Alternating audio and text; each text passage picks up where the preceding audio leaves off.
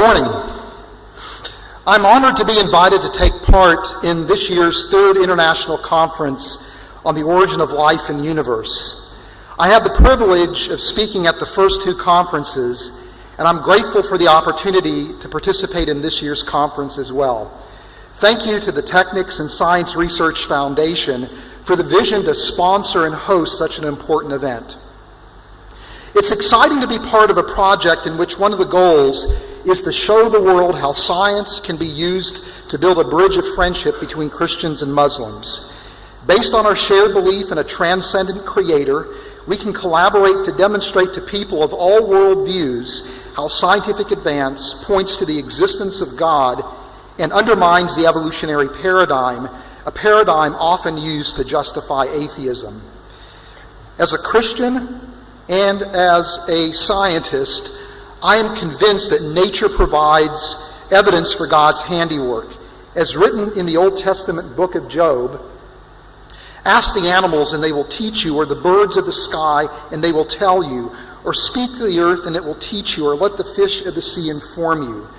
Which of these does not know that the hand of the Lord has done this? To God belong wisdom and power, counsel and understanding are his. And yet, when presented with compelling evidence for design that comes from biology, so many skeptics reject that evidence, and with that rejection, they reject belief in God. They justify their skepticism by pointing out so-called flawed designs in nature, designs that would be unworthy of a creator.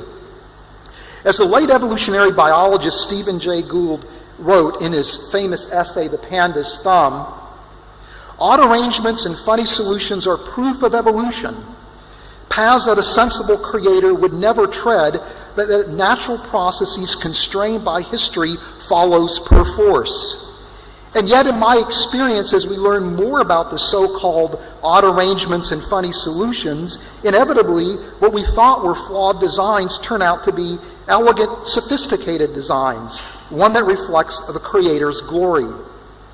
And the latest scientific insights into the human genome beautifully illustrate this point. As a biochemist and someone who spent most of my life studying biology, I rank the sequencing of the human genome as the most significant scientific accomplishment of all time. The human genome sequence is the genetic blueprint for human beings. From our genetic blueprint, we can gain fundamentally important understanding about the nature of humanity, at least in a biological sense. The draft sequence of the human genome was reported in June 2000. There's a famous picture showing then-President Bill Clinton standing next to two gentlemen in bitter scientific rivals. Francis Collins, the head of the Human Genome Project, funded in part by NIH in the United States, and Craig Venter, the head of Celera Genomics, a private company that was looking to sequence and commercialize the human genome. The Human Genome Project, funded by NIH, was initiated 15 years earlier, and it cost $3.2 billion to sequence the human genome. Celera was in a race with the Human Genome Project, hoping to complete the sequence before the publicly funded project. If they could, they planned on monetizing the sequence data. As it turns out, Collins and Venter decided to call a truce, agreeing to walk arm in arm across the finish line. In the process, they shared data with one another, facilitating the completion of the draft sequence. During the press conference, President Clinton made these now famous remarks. Today we are learning the language in which God created life. We are gaining ever more awe for the complexity, the beauty, the wonder of God's most divine and sacred gift. With this profound new knowledge, humankind is on the verge of gaining immense new power to heal. Genome science will have a real impact on all of our lives, and even more on the lives of our children. It will revolutionize the diagnosis, prevention, and treatment of most, if not all, human diseases. Truly, President Clinton appreciated the significance of having the sequence for the human genome. He even went so far as to describe the human genome sequence as the language God used to create life. Yet the initial analysis of the human genome sequence indicated to many scientists that the human genome was anything but the product of a creator's handiwork. Instead of being the language God used to create human life, it appeared to many scientists that the human genome was cobbled together over hundreds of millions of years by evolutionary processes, with much of the human genome riddled with molecular fossils, vestiges of an evolutionary history. Many scientists would argue that the human genome stands as the most powerful evidence for human evolution, while at the same time indicating that God had nothing to do whatsoever with humanity's origin. In the next few minutes, I'll explain why these scientists reached these conclusions, but then I'm going to describe some recent insights into the structure and function of the human genome that is radically changing our perspective on the human genetic blueprint in a way that presents the genetic code of humanity as the handiwork of God. Let's begin first by having a little background information on the structure of DNA. This biomolecule consists of chain-like molecules known as polynucleotides. Two polynucleotide chains align in an anti-parallel fashion to form a DNA molecule. The two strands are arranged parallel to one another, with the starting point of one strand in the polynucleotide duplex located next to the ending point of the other strand, and vice versa. The paired polynucleotide chains resemble a ladder, with the side groups extending from the backbone interacting with each other to form rungs. The coupled polynucleotide chains twist around each other, forming the well-known DNA double helix. The cell's machinery forms polynucleotide chains by linking together four different subunit molecules called nucleotides. The four nucleotides used to build DNA chains are adenosine, guanosine, cytidine, and thymidine, famously abbreviated A, G, C, and T, respectively. The human genome consists of 3.2 billion genetic letters that are distributed among 24 discrete DNA molecules. These molecules interact with proteins to form complexes called chromosomes. These structures become visible in the cell nucleus as the cell divides. Each chromosome consists of a single DNA molecule that wraps around a series of globular protein complexes. These wrapped complexes repeat to form a supramolecular structure that resembles a string of beads. Biochemists call the beads nucleosomes. The chain of nucleosomes further coil to form a structure called a solenoid. The solenoid condenses to form higher order structures that constitute the chromosome. Between cell division events, the chromosome exists in an extended diffuse form that is not detectable. Prior to and during cell division, the chromosome condenses to form its readily recognizable compact structures. All the genetic material in the cell's nucleus is distributed among the chromosomes. The number of chromosomes in each cell is characteristic of a particular species. For example, the nucleus of each cell of a chimpanzee possesses 48 chromosomes, and for humans, the nucleus of every cell possesses 46. The human genome is comprised of 22 autosomes, numbered from 1 to 22 based on size, with chromosome 1 being the longest and chromosome 22 being the shortest.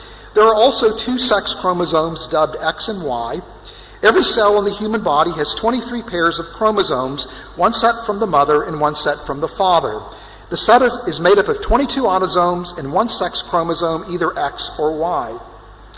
One of the surprises about the human genome came shortly after the rough draft sequence was produced. The initial analysis indicated that only about 20,000 genes are found in the human genome.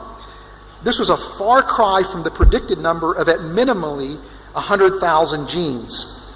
This meant that less than 2% of the human genome coded for proteins, the workhorse molecules of the cell.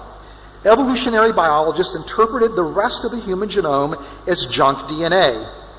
Evolutionary biologists argue that most of the human genome looks like it was derived from retroviral infections. Also included in the human genome are non-functional genes dubbed pseudogenes, along with other types of evolutionary debris.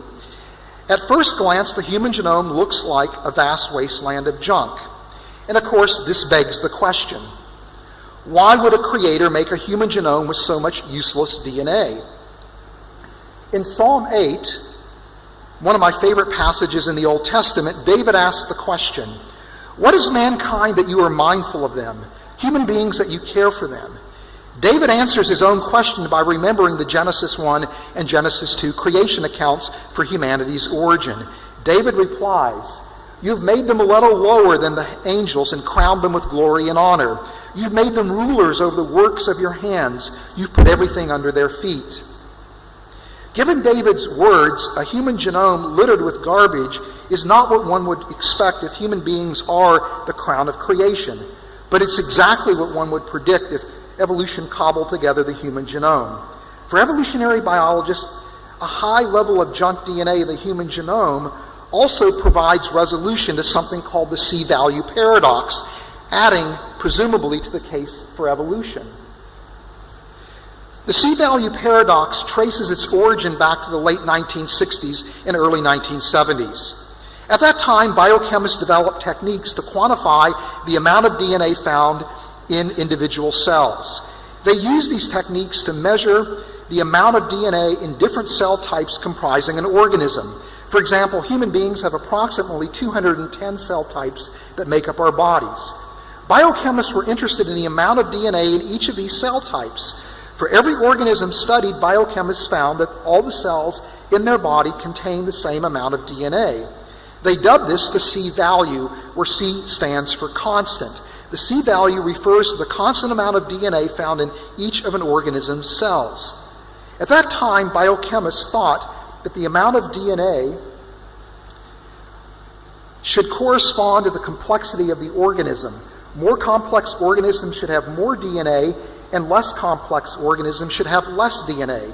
When biochemists plotted C-values for different organisms, they failed to discover any relationship between complexity and the quantity of DNA in an organism's cells. The discovery of junk DNA resolved the C-value paradox. Accordingly, most of an organism's genome consisted of junk DNA, which accumulated through random events. As a result, the C-value varied from an organism to organism with no rhyme or reason. In other words, the size of an organism's genome has no relationship to complexity. It is just the vestiges of an unguided evolutionary history. And again, this begs the question, why would an all-powerful, all-knowing God create genomes with more junk than functional DNA? And even more problematic, why would organisms that naturally group together possess identical or nearly identical junk DNA sequences at corresponding locations in their genomes? On the surface, the explanation that seems to make the most sense is an evolutionary one. Junk DNA sequences arose in the shared evolutionary ancestor and persisted in the genomes as the different evolutionary lineages diverged from a common ancestor. In other words, junk DNA sequences in our genome and the genomes of other organisms reflect our evolutionary history and can be used to map evolutionary relationships. Yet, over the course of the past decade, molecular biologists and geneticists have made discoveries that are forcing us to rethink this evolutionary view of the human genome. Bit by bit, researchers have discovered that most of the classes of junk DNA actually have function. And of course, if junk DNA is functional, it undermines the case for evolution. One could argue that these shared sequences of junk DNA that are actually functional, that occur in corresponding locations in genomes, actually reflect common design, not common descent. The case for design in the human genome virtually became stronger overnight thanks to the ENCODE project. This project was initiated shortly after the human genome was sequenced. It became immediately apparent that simply having the DNA sequence for the human genome was not enough. There had to be some means to interpret the human genome. Nobody knew how to read the 3.2 billion genetic letters. We needed a Rosetta Stone for the human genome. Hence, the ENCODE project was born. Its goal to identify all the functional elements in the human genome. ENCODE stands for the Encyclopedia of DNA Elements. This project began in the early 2000s. The pilot phase cost $55 million to carry out. The research consortium attempted to identify all the functional elements in 1% of the human genome. The success with phase 1 led to phase 2. Phase 2 cost $130 million and was completed in September of 2012. Phase 3 is currently underway, and the total cost for the ENCODE project will be about $300 million. This is actually a bargain because it cost $3.2 billion to sequence the human genome. So we'll be able to interpret the human genome for a mere tenth of the cost of actually sequencing the human genome. The ENCODE project was big science come to biology. The phase 2 project consisted of 440 scientists in 32 research groups around the world who performed almost 1,700 experiments, analyzing 147 human cell types, generating 15 times 10 to the 12 bytes of data, and it required 300 years of supercomputer time to analyze the data. The ENCODE consortium produced 40 publications distributed among some of the leading biology journals in the world. Phase 3 of the ENCODE project will survey the remaining 63 cell types and also look for functional DNA at different points in development and at different points in the cell cycle. This project will take us a long way towards understanding fundamentally human biology and human uniqueness. It'll help us to understand disease processes better. It'll help us to develop genetic tools that will allow us to diagnose genetic disorders. The insights coming from the ENCODE project also impact this creation-evolution controversy that we've been talking about. These results eliminate the best argument for evolution and eliminate the biggest challenge to biochemical design. So what did ENCODE discover that was so important? Well, these researchers performed 6 assays measuring transcription, the binding of transcription factors, histone binding, modified histone binding, methylation, and 3-dimensional interactions within the genome. All of these processes play a key role in what's called gene expression. It's one thing to know what genes are present in the genome. It's another thing to know how and when those genes are used. We can think of genes in the genome like being words in a dictionary. To write a novel, one needs to use the words in the dictionary in a variety of combinations, often using words more than one time. Each novel uses words from the dictionary in a different way to produce pieces of literature that communicate different meanings. The set of genes found in the human genome are like words in the dictionary. These genes can be used to build cells in the human body, with the cells functioning like novels. The genes are used or expressed differently from cell to cell, accounting for each cell type's unique features.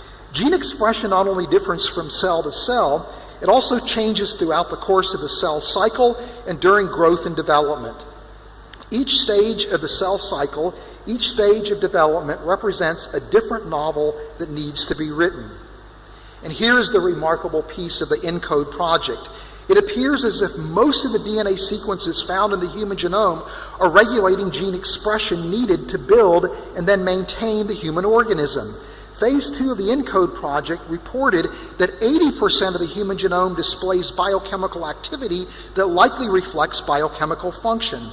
The ENCODE scientists expect that as Phase 3 is completed, 80% of the functionality will turn into 100%. Ed Young, who wrote in an article in Discover magazine, said this, and what's in the remaining 20%? Possibly not junk either, according to Ewan Burney. It's likely that 80% will go to 100%, and Burney serves as the head of the ENCODE project consortium. In other words, the human genome doesn't appear to be a wasteland of junk. It appears to be functional. Most of the DNA sequences in the human genome play a role in making us human beings. This insight stands as a radical revision of our view of the human genome. It's not a wasteland of junk, but an elegant biochemical system that is far more complex than we initially imagined. Well, how have biologists responded to the ENCODE results?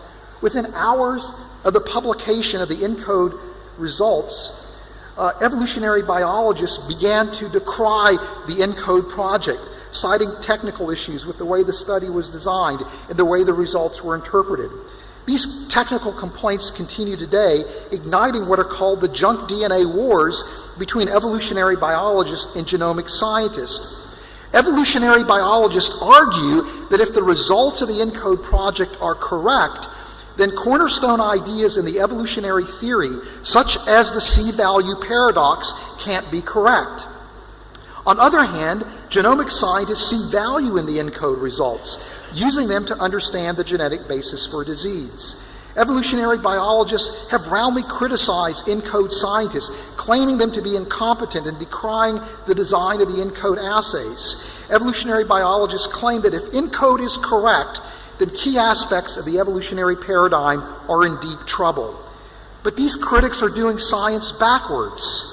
Instead of data being used to evaluate a theory, the theory is being used to evaluate the data from the ENCODE project. The character of these objections are not lost on objective members of the scientific community, who have suggested that the real motivation for the criticisms of ENCODE are philosophical, even theological in nature. For example, two scientists, molecular biologists, John Maddock and Marcel Dinger, in an article published in the Hugo Journal, wrote these words: "There may be also another factor motivating Grar and other related articles, which is suggested by the sources and selection of quotations used at the beginning of the article, as well as the use of the phrase evolution-free gospel in its title. The argument of a largely non-functional genome is invoked by some evolutionary theorists in the debate against the proposition of intelligent design of life on Earth, particularly with respect to the origin of humanity. In essence, the argument posits that the presence of non-protein coding or so-called junk DNA that comprises greater than 90% of the human genome is evidence for the accumulation of evolutionary debris by blind Darwinian evolution, and argues against intelligent design, as an intelligent designer would presumably not fill the human genetic instruction set with meaningless information.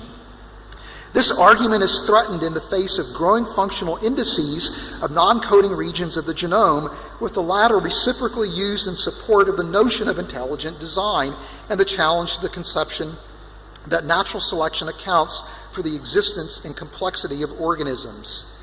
John Maddock and Marcel Dinger, who wrote these words, are not creationists. They're not intelligent design proponents. Our design of the human genome is in its infancy.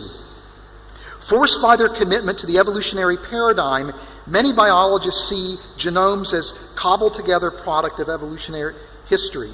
But the more that we learn about the structure and the function of genomes, the more elegant and sophisticated they appear to be, and the more reasons to think that the genomes are the handiwork of our Creator.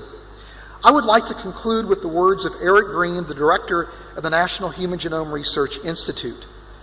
During the early debates about the Human Genome Project, researchers had predicted that only a few percent of the human genome sequence encoded proteins, the workhorses of the cell, and the rest was junk. We now know that this conclusion was wrong. ENCODE has revealed that most of the human genome is involved in the complex molecular choreography required for converting genetic information into living cells and tissues. In light of the data coming from the ENCODE project, as a Christian, I feel justified in viewing the human genome and hence human beings as a product of a Creator's handiwork. In Psalm 139, David sings a song of praise to the Creator, summarizing the latest insights from the ENCODE project well, when he declares, "I praise you because I'm fearfully and wonderfully made. Your works are wonderful. I know them full well." Thank you.